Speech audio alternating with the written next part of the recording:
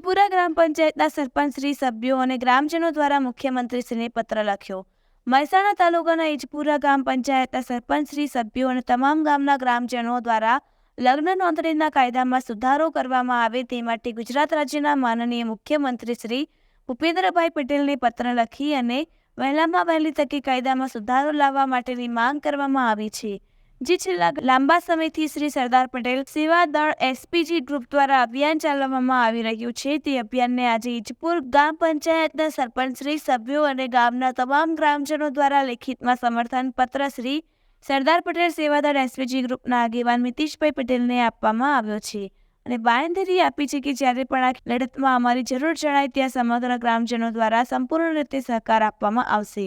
Reporter Mitesh સુતાર સાથે live India 24 news.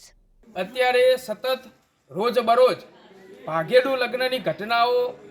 વારંવાર સામે આવી રહી છે, ત્યારે સમસ્ત ઈજપુરા ગ્રામ પંચાયત દ્વારા આજે ગુજરાત રાજ્યના મુખ્યમંત્રીને લગ્ન નોંધણીના કાયદાની અંદર સુધારો કરવામાં આવે, લગ્ન નોંધણીની અંદર માતા પિતાની સહી ફરજિયાત કરવા માટે આજે અમે માનનીય મુખ્યમંત્રી સાહેબને પત્ર લખ્યો છે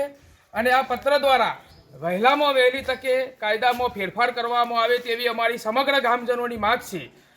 છેલ્લા ઘણા ટાઈમથી એસપીજી ગ્રુપ દ્વારા આ અભિયાન ચલાવવામાં આવી રહ્યું છે, તો ઈજપુરા ગ્રામ વતી સમસ્ત ઈજપુરા ગ્રામ વતી અમે એસપીજી ગ્રુપને